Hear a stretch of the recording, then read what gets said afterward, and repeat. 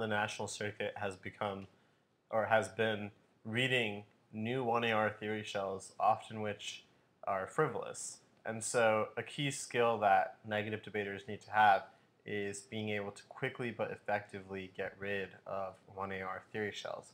So in this drill set, we're going to practice responding to two fairly frivolous theory shells. One is called Extinction Reciprocity. The interpretation says that if the AF did not read an extinction scenario, the neg may not introduce an extinction scenario. The only world in which a neg can read an extinction scenario is a world in which the AF also had an extinction scenario. And the second shell is Straight Ref Bad, i.e. you're not allowed to concede the AF framework and respond only to the AF contention in the 1NC, but rather you must also introduce your own framework as well. Both of these shells would be read in the 1AR, and presumably would take less than 30 to 60 seconds to read. So what we're going to practice now is how the 2NR should ideally deal with both of these. I'm ready whenever you are, Kurt. Alright. Which one are we starting with? Extinction Reciprocity. Okay, so we'll stop at the end of Extinction Reciprocity and then go over it. Cool? Yep. Okay. Ready? Yep.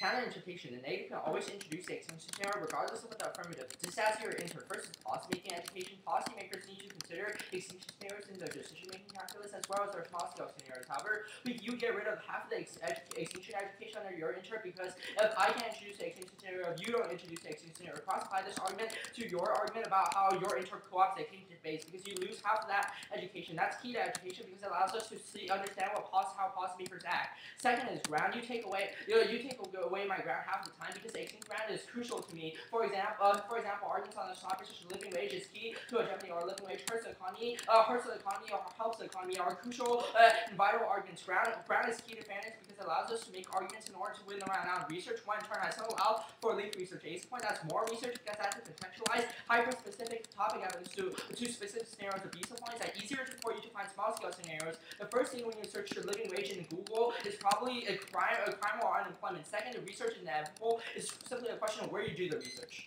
That's 103. I felt like I went faster than like the 20% slower. Yeah, I mean, that wasn't bad. So my thoughts on this are that the biggest problem is that there's no weighing. Yeah, that's what, like, I really didn't want to cut out weighing for, like...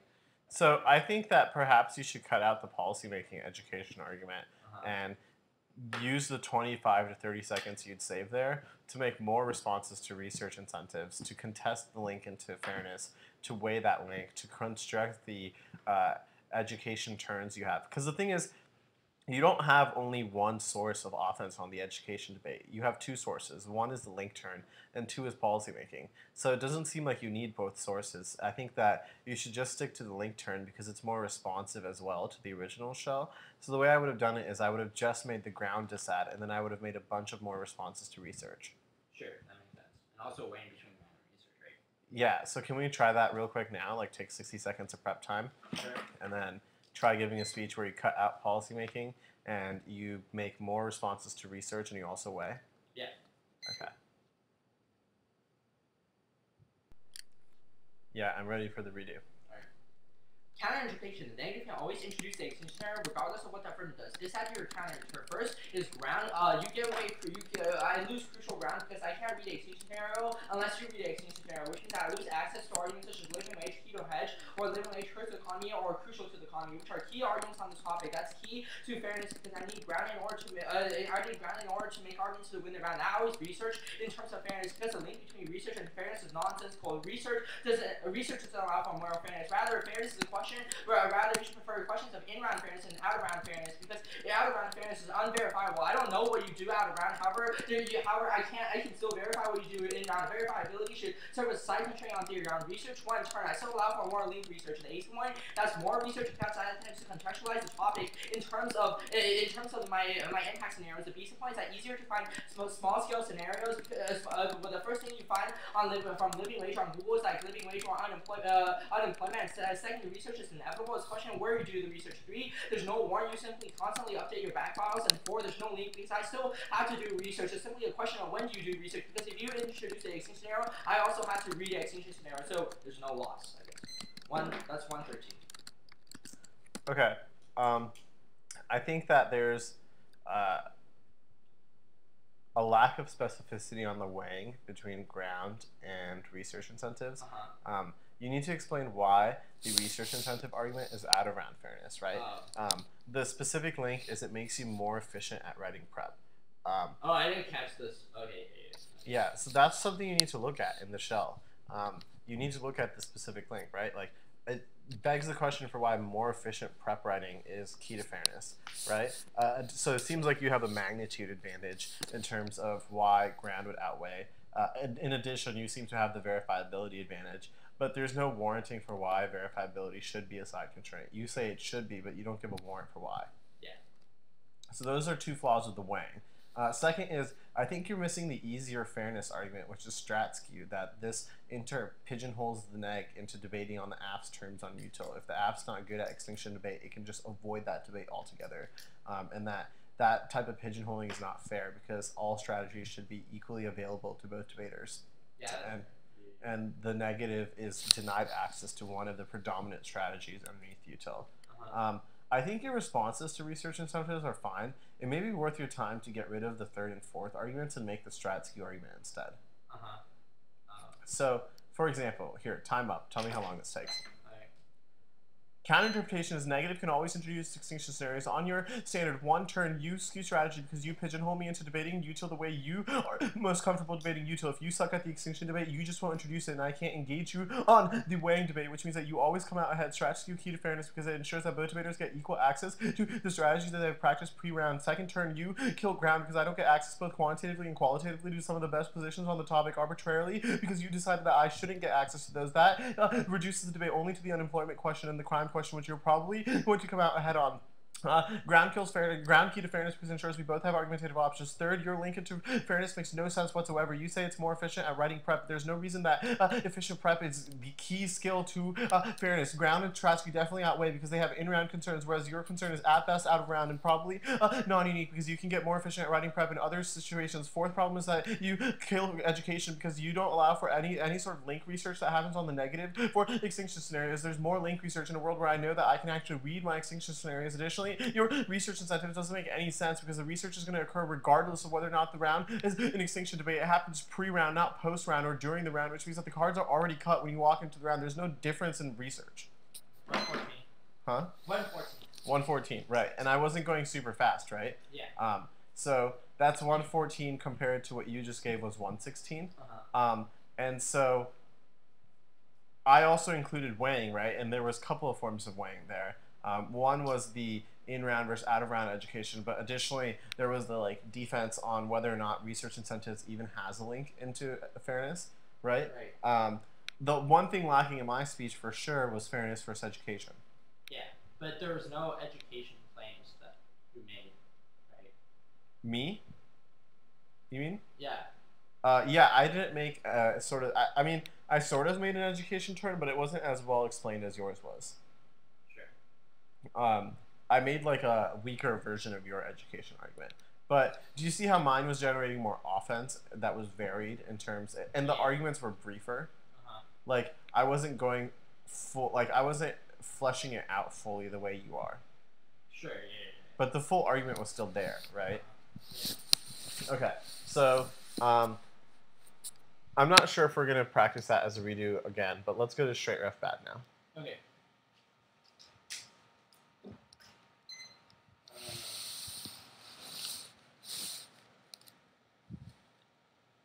Okay. Ready? Yeah. Counter-education, negative can straight ref as long as the YC doesn't prohibit it from doing so. That second claim solves all offense because if you believe an argument to be fair or educational, you should have told me before in the 1AC. Dispatch your counter-purpose strategy skew.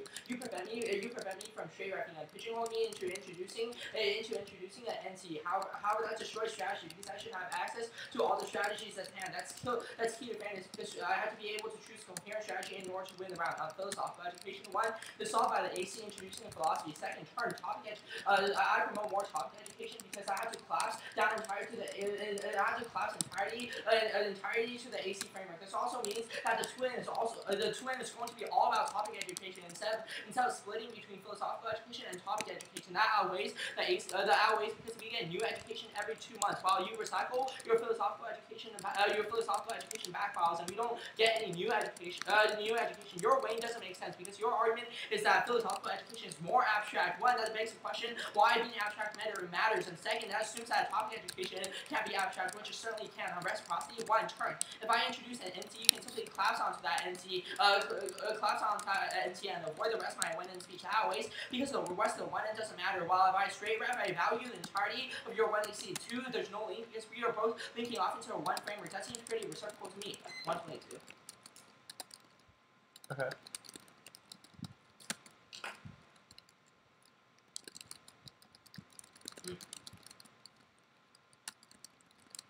My biggest concern or complaint is, Should I take notes? sure, if you want to. I think the complaint I have here is that your reciprocity answer seems to be missing the key argument, which is just that it's about access to reading a framework. Like, both debaters had the opportunity to read a framework, and so you had the opportunity to read a framework, but you chose not to. Right? Like, the AF chose the framing for the debate, and by choosing that, the AF is asserting that this is the proper framing. Wait, I don't understand. So the reciprocity argument is that there's no skew in reciprocity. The skew in reciprocity would be if the AF didn't have a choice of whether or not it wanted to read a framework. Right? The AF had a choice. Does it want to read a framework? It decided to read it. Okay. The AF could have just read 6 minutes of case offense and no framework. Yeah, but that's silly. No, it's not. I've seen AFs do that. 6 minutes of case offense? Yeah, Jake Nebel did that in semis of TOC versus Chris Tice in 2009. What? Well, the assumption then would be that no matter what framework the neg reads, the case offense and the AF would link it. Oh, serious? Oh, yeah. It's not like the most strategic option, in my opinion, but the point is it's an option. Additionally, there seems to be reciprocity in the sense that the negative has the choice of whether or not to concede to the AF's framing of the topic. Like, the AF had the choice to choose which framing it wanted, and the neg had the choice to choose whether that framing was correct. Does that make sense? No, that doesn't. Can you explain that? Yeah, sure. So the AF got to choose which framework it was going to read. Sure. It got to choose between util, deont, contractualism, contractarianism, motivism, etc. Right? And so because the AF got to make that choice, the neg also gets to make the choice of whether or not the AF's framing was correct. Right. And so that is reciprocity. Like, the reciprocity arises from the fact that AF got to choose its framework. If the AF was forced to read util, like if the conditions for the round were that San Marino KW is going to affirm against Rancho Bernardo PK, and San Marino KW has to read util, right? Then it's no longer reciprocal in terms of the framework debate, because you've been forced to choose. Sure, okay.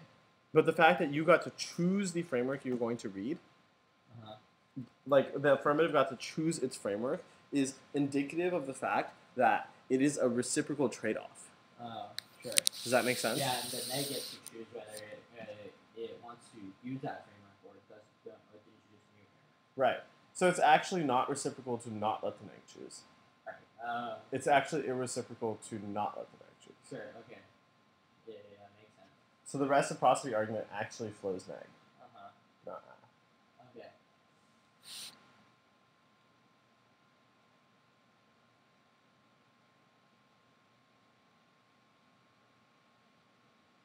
I also think you could change the counterinterp to make it offensive by saying AF may not prohibit the negative from straight reffing its framework or straight reffing its case if it doesn't say so explicitly in the 1AC.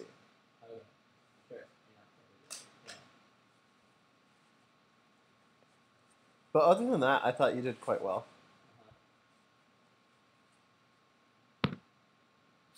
How long did that take? 122. Okay. So essentially the purpose of this drill is that a shell that took the AF 30 seconds to 60 seconds max is a shell that you will dispel within 90 seconds, tops, right? So that still leaves you 4.5 minutes of the 2NR to deal with whatever other issues are on the fly. Yeah. Cool? Make sense? Yeah. Okay, so we're going to practice this drill with other shells, but for now we're going to put it aside. Sure. Okay.